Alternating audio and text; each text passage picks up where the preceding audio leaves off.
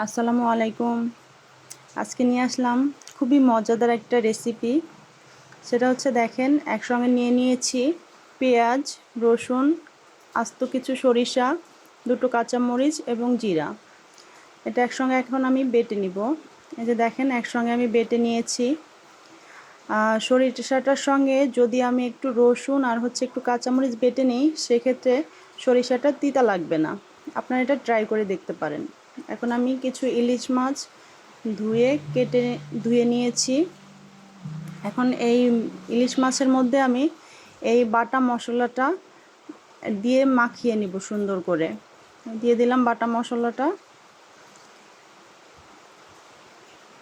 তারপরে এর মধ্যে আমি এখন নিয়ে নিচ্ছি এখানে দেখেন লবণ, ধনিয়া গুঁড়া, মরিচের গুঁড়া এবং হলুদের গুঁড়া।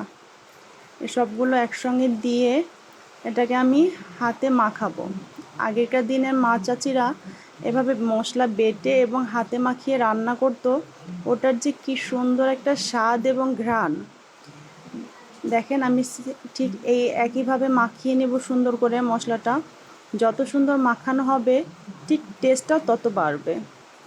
এখন আমি কড়াইতে তেল নিয়ে এর মধ্যে মাছটা দিয়ে দিব। দিয়ে আমি কিন্তু এখানে এখনই কোনো পানি দিব না। এখানে মাছটা আগে একটু তেলে মশলা সহ ভেজে নিব। তাহলে হবে কি, মাছটা একটু ভাজা একটা ফ্লেভার আসবে এবং মশলাটা একটু ভাজা একটা যে ফ্লেভার আসবে, একটু পোড়া পোড়া করে ভেজে নিলে ওই ঘ্রাণটাই অনেক সুন্দর লাগে। আমি 2 পিটি মাছের ভেজে নিব। দেখেন, এই যে আর কিছু মশলা ছিল বাটিতে, সেটা আমি মাছের গায়ে উপরে দিয়ে দিলাম, যাতে করে মশলাটা সুন্দরভাবে ভাজা হয় এবং ফ্লেভারটা অনেক সুন্দর আসে।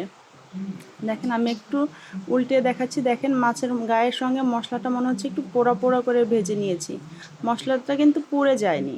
পোড়ালে কিন্তু গন্ধ লাগবে এবং তিতা হয়ে যাবে। যেহেতু এর মধ্যে সরিষা আছে, আমি সুন্দর করে কাছের থেকে কিন্তু সরা যাবে না। কাছে দাঁড়িয়ে থেকে সুন্দর করে অল্প আঁচে ভেজে নিতে হবে একটু সময় নিয়ে।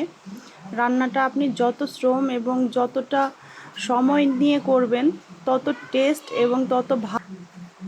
এখন আমি বাটিটা ধুয়ে পানিটার মধ্যে দিয়ে দিব। বাটিতে যে মশলাটুকু লেগেছিল সেই মশলাটা ধুয়ের মধ্যে দিয়ে দিলাম। এখন পানিটা এই পানিটাই, আর আমাকে ঝোলের পানি দিতে হবে না, এটাই ঝোলের পানি। এই পানিটাকেই শুকিয়ে নিলেই হয়ে যাবে আমার রান্না। দেখেন, একটু পানিটা ভালো করে শুকিয়ে গেলে আমার রান্নাটা কমপ্লিট হয়ে যাবে। এই যে কমপ্লিট আমার রান্না।